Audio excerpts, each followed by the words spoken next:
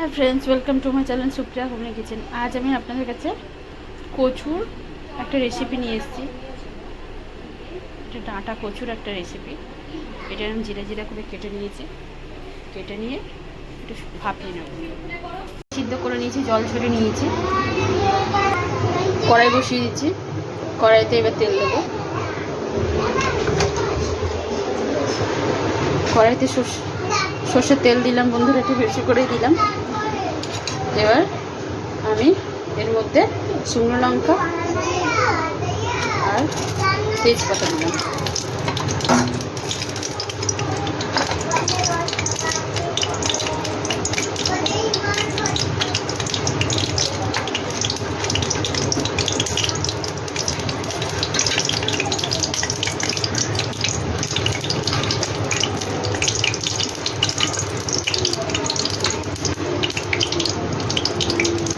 এবার এই আমি এর মধ্যে চিংড়ি মাছ দিয়েছি।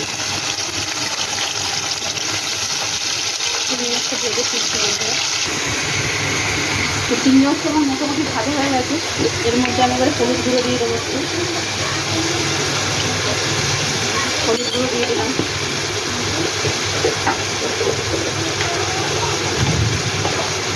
আর জিরা গুঁড়ো দিয়ে দিলাম।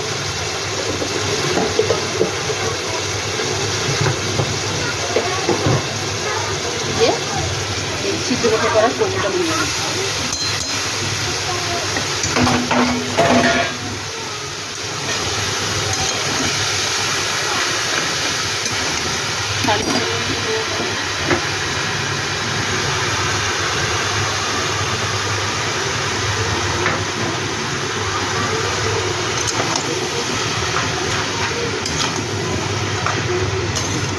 ঢাকা দেবো।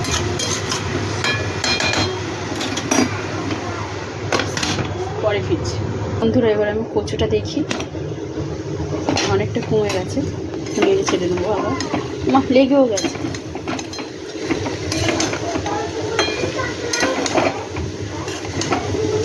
এবার একটু স্বাদ মতো চিনি দিয়ে দিই।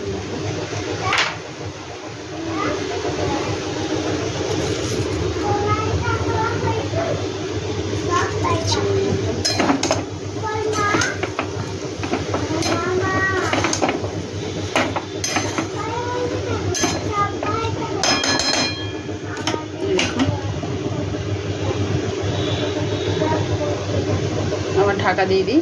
আবার কিছুক্ষণ পরে ফিরছি। দেখুন বন্ধুরা, চিনি চলে গেছে। এবার আমি 4টে কাঁচা লঙ্কা চিড়ে দিয়ে দিলাম।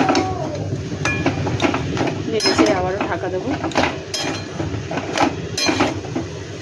কচু জানেন তো একটু রাখতে সময় লাগে, তাও আমি ভিডিও এডিট করে ছোট করে দিই।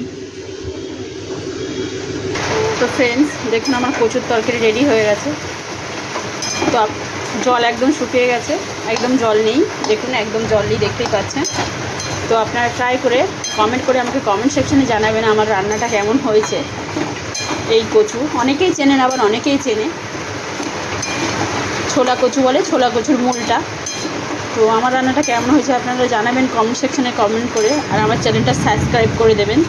Thank you for watching.